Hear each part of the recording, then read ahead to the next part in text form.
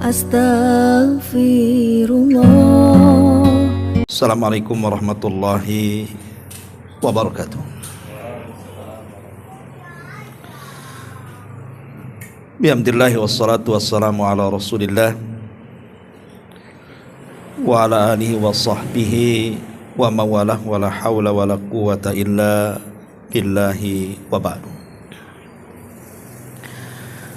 Alhamdulillah, di malam ini kembali kita bisa duduk untuk bertalabul ilmi.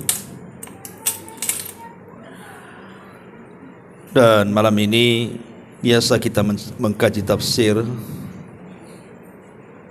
tapi malam ini kita akan memetik sebuah faedah dari perkataan seorang alim min ulama'is salaf, Al-Imam Sufyan Ats-Tsauri rahimahullahu ta'ala. Dan Imam Sufyan Ats-Tsauri ini ma'ruf, dia seorang imam yang sangat masyhur. Dulu memiliki madhab seperti Syafi'i, Maliki, Hanafi, Hambali, ada juga madhab Ats-Tsauri. Tetapi karena tidak dikembangkan oleh murid-muridnya, maka madhabnya sudah hilang, sehingga yang kita kenal dengan hanya 4 madhab saja. Padahal madhab dalam fikih itu banyak sekali. Nah, salah satunya madhab Ats-Tsauri. Pengasasnya adalah Sufyan Ats-Tsauri rahimahullahu ta'ala. Ada perkataan yang bagus sekali dari beliau tentang 10 perkara yang menyebabkan kerasnya hati. Beliau mengatakan asyratu asya minal jafa.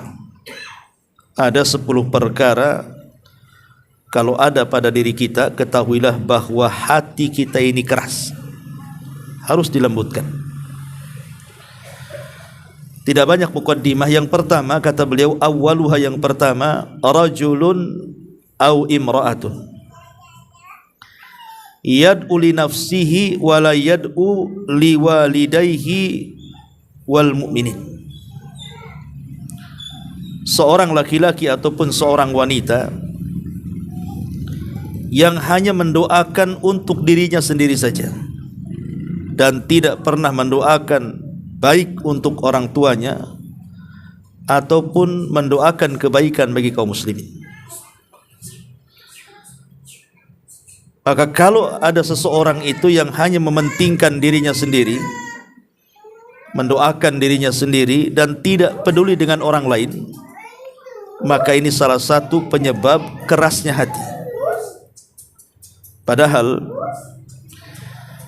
di dalam Al-Quranul Karim, tepatnya dalam surah Al-Hasyr, Allah subhanahu wa ta'ala mengatakan walladzina ja'u min ba'dihim yaquluna rabbana ighfir lana wa li ikhwanina alladzina sabaquna bil iman.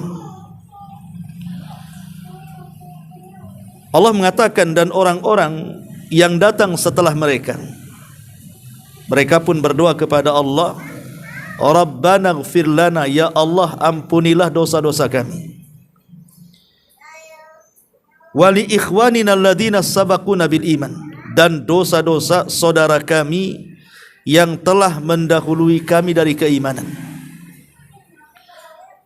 Dari surah Al-Hasyr ayat 10 di sini ada perintah dari Allah Subhanahu wa taala, anjuran tentang mendoakan saudaranya. Baik saudaranya itu dia masih hidup ataupun saudaranya sudah meninggal dunia, maka kewajiban kita dianjurkan untuk saling mendoakan sesama kaum muslimin, apalagi orang tua. Karena kenyataannya kalau kita datang ke kuburan, pamanyakan ziarah kubur, terkadang tujuan kita ini hanya kuburan dari orang yang kita tuju saja, entah kuburan orang tua, entah kuburan kerabat gitu ya, entah kawan. Kadang-kadang kita hanya berdiri di kuburan itu, kemudian mendoakan yang ada di kuburan itu, dan kita tidak peduli dengan kuburan di sekitarnya. Padahal tidak demikian. Harusnya ziarah kubur juga manfaatnya adalah mendoakan orang yang kita tuju dalam ziarah, dan yang kedua juga kuburan-kuburan kaum muslimin yang ada di sekitarnya juga mendapatkan manfaat dari ziarah kita.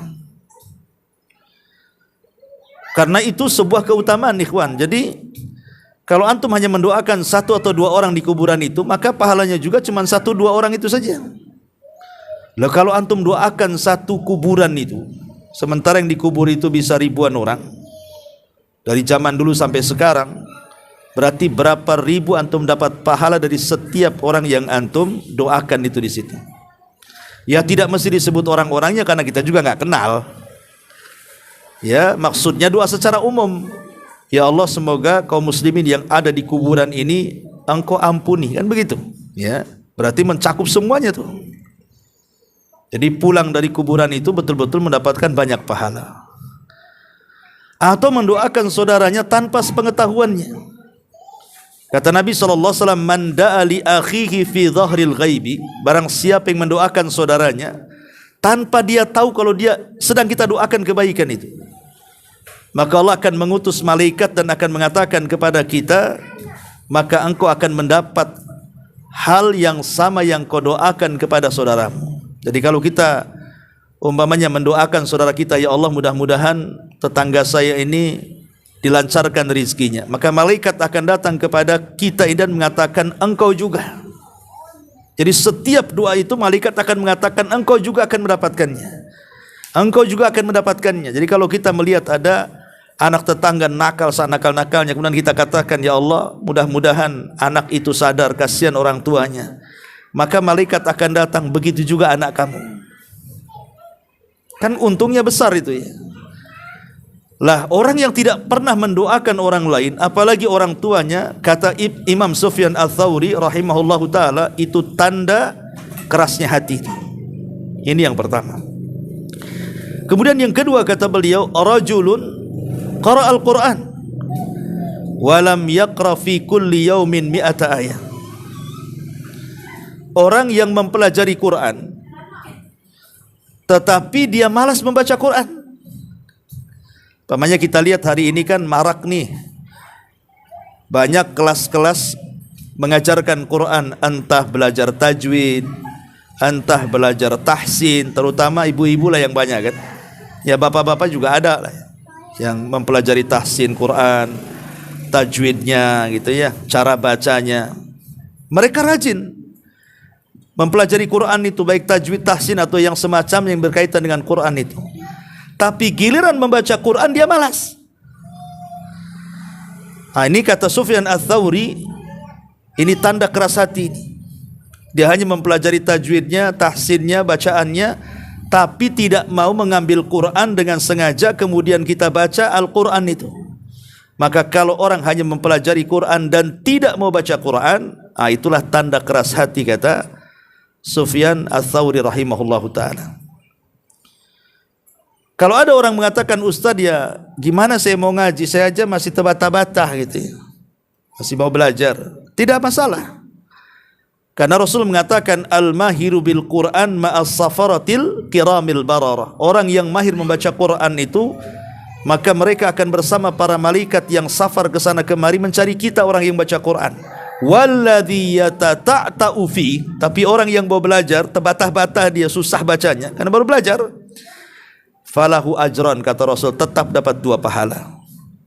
Jadi orang yang baru belajar saja dapat pahala kalau ada niat baca Al-Quran. Dan Quran itu bisa melembutkan hati ikhwan ya. Ma'asyiral muslimin yang dimuliakan Allah Subhanahu wa taala, di dalam surah Furqan ayat 30 Allah Subhanahu wa taala mengatakan, wa qala ar-rasul ya rabbi inna qaumi ittakhidu hadzal qur'ana mahjura. Maka berkata Rasul pada hari kiamat, ya Rabb, sesungguhnya kaumku mereka telah meninggalkan Al-Quran. Jadi Nabi SAW akan mengadu kepada Allah nanti pada hari kiamat dan mengatakan, ya Rabb, maafkan umatku, mereka banyak sekali meninggalkan Al-Quran. Al-Qurannya ditinggalkan. Lah meninggalkan Al-Quran atau bahasa Quran disebut mahjur itu bisa saja tidak mau mendengarkan. Yang didengarkan musik saja. Kadang-kadang sibuk mendengarkan YouTube, mendengarkan konten-konten lucu-lucu gitu ya. Satu hari itu saja yang ditonton itu. Tidak pernah dia sengaja membuka murotal kemudian mendengarkannya. Itu disebut mahjur, meninggalkan Quran namanya. Atau memang tidak membenarkan isi Quran. Dia baca Quran tapi dilanggar Quran. Dia baca aqimus sholat, tegakkan sholat tapi dia meninggalkan sholat. Itu juga meninggalkan Quran namanya. Adapun tidak mau mempelajarinya, tidak mau duduk di majelis-majelis tafsir, maka ini juga tanda dia meninggalkan Quran. Termasuk juga tidak mau berhukum dengan isinya, atau tidak mau menjadikan Quran itu sebagai obat. Ya, meruqyah diri sendiri dengan Quran gitu ya. Maka ini pun termasuk meninggalkan Al-Quran, dan banyak lagi. Ini yang kedua. Kemudian Sufyan Ats-Tsauri mengatakan, adapun yang ketiga, watsalitsu rajulun dakhala al-masjid wa kharaja wa lam yusalli rak'ataini. Orang yang masuk ke dalam masjid, dia tidak solat. Tidak solat 2 rakaat, langsung dia keluar lagi. Itu tanda keras hati itu. Pamannya ada orang yang berhajat kepada seseorang, kemudian dikatakan, oh orang yang kau cari ada di masjid. Akhirnya dia cari ke masjid itu, masuk dia ke dalam masjid. Ya, harusnya kan kesempatan nih, mumpung kita mencari orang di masjid, langsung ambil wudu, kemudian sholat 2 rakaat, setelah itu cari kawannya kan gitu. Kalau ketemu alhamdulillah, tidak pun dapat pahala antum di situ. Jadi orang yang masuk ke dalam masjid, karena sekarang ini di antara tanda-tanda kiamat itu masjid dijadikan jalan raya, hanya untuk lewat saja. Maka orang yang masuk masjid kemudian keluar dan tidak sholat 2 rakaat, itu tanda keras hati, kata Sufyan Ats-Tsauri rahimahullahu ta'ala. Padahal Rasul mengatakan apa? Idza dakhala ahadakumul masjid, idza dakhala ahadukumul masjid fala yajlis hatta yusalli rak'ataini. Apabila salah seorang di antara kalian masuk masjid, jangan sholat, jangan duduk kecuali sholat 2 rakaat. Ya, ini yang ketiga. Yang keempat, di antara tanda kerasnya hati, kata beliau, rajulun yamurru alal maqabir walam yusallim alaihim walam yad'u lahum. Seseorang lewat di pekuburan kaum muslimin, tapi tidak mau mengucapkan salam, lewat saja, dan tidak mau juga mendoakan. Padahal kan betapa banyak kuburan-kuburan itu yang terkadang berada di pinggir jalan besar, yang kadang-kadang kita lewat di situ pakai motor, pakai mobil kan itu. Sebenarnya ada kesempatan kan itu, sambil lewat itu di samping kuburan kan kita bisa berhenti sebentar, assalamualaikum ya ahlal kubur kan. Itu kan salam itu mengandung doa di situ. Assalamualaikum ya ahlal kubur wa inna bikumul lahiku nas'alullah walakumul afiyah. Keselamatan bagi kalian penduduk kubur. Kami meminta kepada Allah untukku dan untuk kamu agar dosa-dosa kita berdua diampuni. Jadi tanda keras hati itu, kata Sufyan Ats-Tsauri, kalau lewat kuburan tidak mau mengucapkan salam dan tidak mau mendoakan mereka. Ikhwan, kita tahu bahwa seorang muslim kalau melihat kuburan, maka seorang muslim akan menjadikan ibrah dan pelajaran besar. Pertama, bahwa orang yang datang ke kuburan dan melihat kuburan itu sangat dinanti-nanti orang yang ada di kubur. Apa yang dinanti? Doa-doa kita. Jadi mereka menanti doa kita tuh. Kemudian yang kedua, manfaat orang melihat kubur itu bukan untuk si mati saja, tapi untuk kita juga yang hidup, di mana kita diingatkan dengan kematian di situ. Bahwa dengan melihat kubur itu harusnya kita ini bergetar hatinya, takut gitu ya, bahwa kita pun akan menyusul mereka. Jadi ziarah kubur atau lewat di kuburan itu sebenarnya manfaatnya dua, manfaat untuk yang dikubur dan manfaat untuk yang lewat di kuburan. Adapun manfaat bagi penduduk kubur itu doa-doa kita yang kita berikan kepada mereka. Adapun manfaat kita yang lewat kuburan, kita diingatkan dengan kematian. Kalau kita tidak mengambil dua manfaat ini saat lewat di kuburan, keraslah hati kita, kata Sufyan Ats-Tsauri rahimahullahu taala. Ya. Ma'asyiral muslimin wal muslimat rahimani wa rahimakumullah. Ini yang keempat. Kemudian yang kelima, wal khamisu, rajulun dakhala madinatan fi yaumil jum'ati thumma kharaja wa lam yusallil jum'ah. Seseorang masuk ke sebuah kampung, ke sebuah kota di hari Jumat, dan kita tidak ada kesibukan di situ. Tiba-tiba kemudian di situ ada masjid dan sedang mengumandangkan azan untuk sholat Jumat. Kita pula tak mau sholat Jumat, malah keluar dari situ. Lah ini juga, kata Sufyan Ats-Tsauri, salah satu tanda dari tanda-tanda kerasnya hati. Kemudian yang keenam, rajulun aw imra'atun nazala fi mahallatihima alimun walam yadhhab ilaihi ahad liyata'allama minhu syai'an minal ilmi. Laki-laki ataupun perempuan yang dikunjungi seorang alim tapi tidak mau belajar kepada sang alim itu sampai sang alim pergi, seolah-olah ya adanya seperti tidak adanya. Harusnya kalau ada orang alim, ada ustadz mamanya kan, entah ustadz dari mana datang ke sini berkunjung, bukan ngisi daurah, tidak. Ya berkunjung saja ke sini. Antum dengar, oh, ada ustadz anu di rumah si anu itu. Ya. Lah seorang yang beriman, kata Sufyan Ats-Tsauri, ini kesempatan kalau kita tidak sibuk, kita datang untuk bertanya, mengambil faedahnya.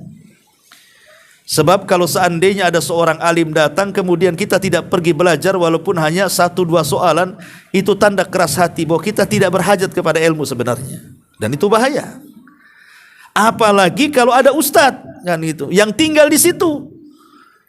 Aneh gitu ya kalau seandainya dia tidak sibuk, dia tidak bekerja, ada waktu kok tidak hadir di majelis ta'lim, itu kenapa? Ya, ini boleh jadi karena kerasnya hati, kata Sufyan Ats-Tsauri rahimahullahu taala. Dan penyakit keras hati sudah mulai itu. Kalau dulu saya masih ingat di Batam ini, mungkin sekitar 20 tahun yang silam, kalau ngaji itu belum rame, daurah pun belum rame. Paling berapa orang saja masih di Batam Center, kadang di Batu Besar dulu itu. Tapi yang datang dari mana-mana, ikhwan. Dari Batu Haji 1 kadang-kadang kan, dari Batu Besar 1, kadang-kadang dari Tanjung Pinang juga datang, dari Tanjung Uban datang. Bayangkan tuh. Itu zaman itu, waktu sedikit-sedikitnya ngaji, saya masih ingat tuh berapa orang aja itu. Ya. Tapi dari mana-mana ngaji, semangat tuh. Makin kesini, yang kenal sunnah makin ramai, makin banyak, di mana-mana banyak, di Batu Haji banyak, Batu Besar banyak, Batam Center, semua hampir merata. Ya. Tapi setiap pengajian itu, ya makin kayaknya semangat ngajinya sudah mulai berkurang tuh. Entah banyak alasannya, saya tak tahu kan itu ya. Tapi sudah mulai berkurang tuh. Alasannya, kan Ustadz live di YouTube katanya. Udahlah tengok di YouTube aja katanya. Lain lah ngaji di YouTube dengan ngaji di majelis ilmu itu. Kalau ngaji di YouTube ya memang dapat ilmu, tapi tidak dapat pahala adab thalabul ilmi di situ. Tapi kalau hadir di majelis taklim itu, walaupun tidak dapat ilmu, mungkin dia tidur di situ, tapi pulang itu dosanya sudah diampuni. Bayangkan semua binatang dari mulai ikan sampai semut mendoakan kita, bertasbih untuk kita, mendoakan ampunan akan dosa-dosa kita. Semua malaikat mengepakkan sayapnya. Kalau di rumah tengok YouTube, tidak ada yang gini-gini. Karena biasanya orang kalau belajar tengok YouTube itu tidak punya adab biasanya. Ya, sambil baring, sambil duduk, sambil makan kerupuk, suara kerupuknya lebih besar daripada suara ustaz di YouTube-nya kan. Kadang-kadang gimana coba, adabnya nggak ada, ya kan? Makanya ya dapat pengetahuan memang, tapi yang nggak dapat apa-apa. Lah itu boleh jadi jangan-jangan mulai malasnya orang hadir di majelis taklim itu, kata Sufyan Ats-Tsauri, boleh jadi jangan-jangan mulai keras tuh hatinya. Ya, mulai keras hatinya dia itu. Makanya hadir di majelis taklim biar lembut hatinya itu. Kemudian yang nomor 6, wasabi rajulani tarafaqa walam yas'al ahaduhuma an ismi sahibihi. Dua orang, ya, mungkin dia bertetangga atau safar, rombongan, entah umroh, entah haji, entah apa kan gitu. Dia kenal mukanya tapi tidak pernah bertanya siapa namanya. Ini kan bahaya nih. Ini antum bertetangga nih, 10 tahun bertetangga, enggak kenal tuh siapa nama tetangganya. Tapi kalau ketemu ya salam, assalamualaikum, ya kenal, ngobrol gitu. Tapi ketika ditanya siapa nama tetanggamu, enggak tahu dia. Berarti selama ini enggak pernah tanya nama tuh. Harusnya antum catat nih nama tetangga ini si Anu, istrinya si Anu, anaknya si Anu gitu ya. Menunjukkan apa? Bahwa kita ini ada keakraban dengan sama kaum muslimin itu. Nah, ini juga kalau kadang-kadang sudah lama bertetangga kok gak kenal siapa namanya, ini keras hatinya, kok gak tanya namanya siapa. Atau safar gitu ya, safar umroh gitu, rombongan, gak tanya pula samping siapa namanya, gak ditanya, cuma ditanya pekerjaannya. Nah ini juga kata Sufyan Ats-Tsauri, menurut dia orang yang tidak pernah bertanya soal nama, nah itu tanda keras hati. Ada apa kan itu? Kemudian yang nomor 8, rajulun da'ahu rajulun ila diyafatin falam yadhhab ila diyafatin. Mungkin saudara kita mengundang kita untuk acara-acara tertentu, entah makan-makan. Ada saudara kita ini baru dapat rezeki, mintalah jemaah pengajian tolong pada Isya datang ke rumah makan-makan kan itu. Jelas-jelas itu udah undangan, kemudian kita tak mau datang tanpa ada udzur syar'i. Maka kata Sufyan Ats-Tsauri, jangan-jangan keras hatinya, kenapa diundang tak datang? Ya, kecuali mungkin di tempat undangan itu ada maksiatnya, ada musik-musiknya, ada khomernya, ada kejahatannya, mungkin kan itu tidak datang pun wajar gitu ya. Atau ada udzur syar'i yang lainnya. Nah, tapi kalau tidak ada udzur, tidak ada maksiat, tidak ada apa-apa, kok tak mau datang, ini aneh kan itu. Maka Rasul sampai mengatakan dalam sebuah hadis, hakul muslim ala muslim situn, dalam riwayat khamsun. Kemudian salah satunya Rasul mengatakan idza da'aka fa'ajibhu, kalau saudaramu mengundang maka wajib datang. Sebagian para ulama mengatakan yang dikatakan wajib datang itu kalau undangannya walimah. Tapi selain walimah tidak wajib datang, sunnah datang. Jadi kalau walimah itu wajib datang kalau diundang. Itu pun kalau diundang menyebut nama dalam bentuk undangan atau dalam ketemu di jalan. Tapi kalau undangannya dalam grup, mohon satu grup ini hadir, itu tidak wajib ya, karena tidak disebut namanya kan. Kecuali kalau di dalam grup di list pula di situ. Nah, satu berarti disebutkan namanya, berarti wajib tuh kalau ada listnya ya. Tapi kalau tidak di list, hanya undangan umum, tidak wajib datang. Tetapi selain walimah, kata para ulama ya, mau datang silahkan, tidak pun tidak. Pemanya hanya sekedar makan-makan di rumah saja ya, tidak datang pun tidak apa-apa. Tapi kalau datang sunnah dapat pahala. Kemudian yang ke-9, syabun yudayyi'u syababahu, syabun yudayyi'u syababahu wa huwa farigun wa lam yatlub al-ilma wal adaba. Anak muda menyanyiakan waktu masa mudanya, padahal dia kosong, nganggur, tidak mau mencari ilmu dan belajar adab. Ya, dan ya kita rata-rata anak muda itu kan usia 40 tahun ke bawah itu dikatakan muda. Kalau sudah 40 tahun ke atas itu sudah mulai muqaddimah tua tuh. Ya, tapi kalau 40 tahun ke bawah ini masih muda-muda. Jadi anak-anak muda ini kalau seandainya walaupun dia sudah punya berkeluarga, mungkin waktu cuti pekerjaan atau karena dia wira swasta bukan di PT gitu kan, lebih banyak nganggurnya ya, maka kesempatan nganggur itu harusnya digunakan untuk belajar, untuk thalabul ilmi gitu ya. Karena kalau tidak maka itu tanda dari tanda-tanda kerasnya hati. Dan yang terakhir kata beliau, rajulun syab'an wa jaruhu ja'iun wala yu'tihi syai'an min ta'amihi. Seseorang yang kelaparan, seseorang yang kekenyangan sementara tetangganya kelaparan. Dia kenyang, tetangganya lapar, dan dia tidak memberikan sesuatu dari makanan ke tetangganya. Nah, ini banyak terjadi kan itu. Kadang-kadang ini rumah elit, sampingnya pula ruli. Dia punya perusahaan, nggak kepikiran itu dia datang ke ruli ngerekrut orang-orang di tetangga sebelahnya, ayo kerja di tempat saya. Nggak, dia cari karyawan lain di luar coba. Kan hatinya di mana gitu? Pada tetangga dia itu di situ. Hanya beda tembok saja. Ya, itu pun tembok itu aneh, kenapa ditembok? Untuk memisahkan ini orang elit ini top uruli, maksudnya gitu. Ditembok biar dipisah gitu kan. La ilaha illallah, seolah-olah ada kasta-kasta dalam Islam. Tidak ada dalam Islam itu kasta. Islam itu sama. Mau Anda orang kaya, mau Anda orang ruli, itu mata Allah sama saja. Yang bedakan takwa saja. Kenapa mesti tembok sana, tembok sini? Ada juga alasan, payah Ustaz kalau nggak ditembok katanya. Ini orang-orang sebelah ini kadang-kadang ngerusuh gitu. Dibilang ngerusuh pula di situ. Ya.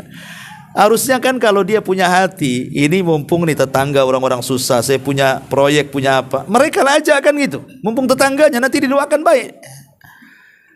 Ya, karena kalau kita ini kenyang sementara punya tetangga susah, itu tanda orang keras tuh. Tanda orang keras hatinya.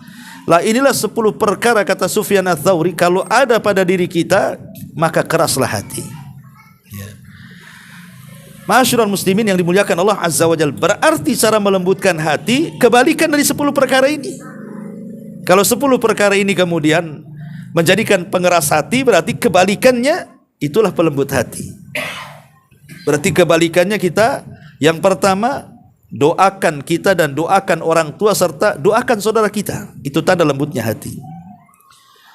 Kemudian juga suka membaca Quran, bukan hanya belajar tajwid, tahsin. Oh, kalau belajar tajwid, tahsin semangat dia. Giliran sudah selesai belajar, tak mau pula dia baca Qurannya. Aneh, dia belajar Quran itu apa sebenarnya? Kan dia belajar tahsin, tajwid itu supaya bacaan Qurannya benar kan gitu. Berarti kalau dia praktekkan belajar Quran dengan membaca Quran bahkan lebih daripada 100 ayat setiap harinya, itu lembut hatinya tuh. Ya. Atau yang ketiga kebalikannya, kalau orang ke masjid kemudian sholat tahiyatul masjid kemudian baru keluar, itu tanda lembutnya hati. Atau kalau seandainya orang lewat di kuburan kemudian mengucapkan salam kemudian mengambil ibrah bahwa kita akan mati seperti mereka, maka itu juga tanda lembutnya hati. Atau seseorang yang masuk ke sebuah kota, ditegakkan Jumat di situ, kita sholat dulu, kita nggak ada ngapa-ngapain kok. Ngapain kita lewat saja, sholatlah di situ. Ya, memang secara hukum tidak ada masalah karena seorang musafir, kalau memang dia seorang musafir ya, tidak wajib Jumat dan tidak wajib jamaah kan gitu. Tapi kalau kita tidak ada apa yang diburu, apa yang dikejar, ya sholat saja kan gitu. Itu tanda lembutnya hati. Kemudian juga kalau ada orang alim, langsung kita datangi, kita tanya masalah-masalah dan kita senang dengan kedatangannya. Apalagi ada ustaz di sekitar situ, antum muliakan, antum ambil ilmunya, oh itu betul-betul lembut hatinya. Masalahnya sekarang ini, saya lihat sebagian ikhwan itu kadang-kadang milih-milih ustaz. Kacau kan itu. Ini kalau ustaz ini saya mau ngaji, ustaz itu payah katanya, nggak mau ngaji saya gitu. Gitu. Kadang-kadang milih-milih ustaz lah. Ini padahal Imam Bukhari itu punya guru 1000 lebih. Lihat dalam sahihnya itu, ketika beliau menyebutkan guru-gurunya itu 1000 lebih Imam Bukhari. Kenapa banyak guru itu perlu? Supaya kita tahu kekurangan guru itu yang mana kekurangannya, mana kelebihannya, jadi tahu gitu kan. Oh, Abu Mero kekurangannya di sini setelah mendengar Ustadz Anu. Oh, kelebihannya di sini setelah mendengar Ustadz Anu. Jadi kita tahu mana kekurangannya. Kalau kekurangannya bisa ditempel dengan ustadz lain. Ya, kelebihannya bisa nempel ustaz yang lain. Nah, itu maksudnya. Nah, ini juga harus diperhatikan. Kemudian juga ya tadi harus supel dengan orang. Kalau kita ini berkawan, bertetangga dengan manusia, yang pertama kali antum harus tahu itu namanya dulu. Namanya dulu sebelum yang lain, namanya dulu. Ya. Kemudian juga kalau diundang saudara kita datang. Sesibuk apapun datang. Kemudian tidak menyanyiakan waktu di masa muda. Karena begini, manusia itu ketika bicara soal waktu, satu, yang pertama, ada manusia itu memanfaatkan waktu sehingga dia dapat dunia di satu sisi, dapat akhirat di sisi lain. Yang kedua sebaliknya, ada orang itu menghabiskan waktu tidak dapat dunia, tidak dapat akhirat. Ya jalan ke sana kemari, ngobrol ke sana kemari, nggak dapat apa-apa, dunia nggak dapat, akhirat nggak dapat. Ada orang-orang yang betul-betul dia mencari akhirat, tapi masalahnya porsi dunia lebih besar. Tapi ada juga yang subhanallah berikan taufik, betul-betul dia kejar dunia tapi porsi akhirat lebih besar lagi. Itulah manusia tidak lepas daripada 4 perkara ini.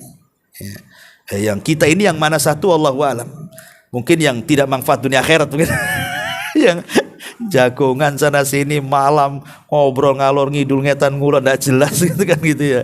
Habisin kopi aja kan. Dunia nggak dapat, akhirat nggak dapatnya. Nah, kemudian juga yang terakhir, ya tadi tidak peka dengan tetangga, tidak peka dengan saudara. Kita hanya mementingkan kita ini yang penting kenyang, yang lain kelaparan terserah dia. Nah, ini tanda keras hati. Maka berdoalah kepada Allah Subhanahu wa taala agar kita dilembutkan hati, karena lembutnya hati ini berarti orang itu memang baik. Orang baik itu terlihat dari kelembutan hatinya. Tapi memang yang menjadikan kotornya kerasnya hati itu kan karena kotor hati, ya. Seandainya hati itu seperti gelas, piring, sendok, garpu, pisau, mungkin kita bisa belikan sunlight aja kan. Kita rendam aja pakai sabun, bisa bersih. Atau seandainya hati kita seperti mobil kan itu, bawa aja ke karwas, pulang udah bersih, ya. Atau kalau memang hati kita seperti rumah, tinggal disapu, dipel, bersih rumah. Masalahnya hati tidak seperti itu. Tidak bisa main negak sunlight biar bersih gitu, mati malah yang ada. Jadi membersihkan hati itu bukan sabun, ya. Bukan juga pel-pelan, bukan sapu, tidak. Yang membersihkan hati itu adalah ibadah kepada Allah Azza wa Jalla. Dengan melakukan banyak amalan-amalan yang tadi dihancurkan oleh Sufyan Ats-Tsauri. Tinggalkan 10 perkara ini, maka lembutlah hati kita. Wallahu alam, mudah-mudahan manfaatnya. Mohon maaf mungkin tidak lama-lama. Subhanakallahumma wa bihamdika, asyhadu an la ilaha illa anta astaghfiruka wa atubu ilaik. Allahu ta'ala alam. Assalamualaikum warahmatullahi wabarakatuh.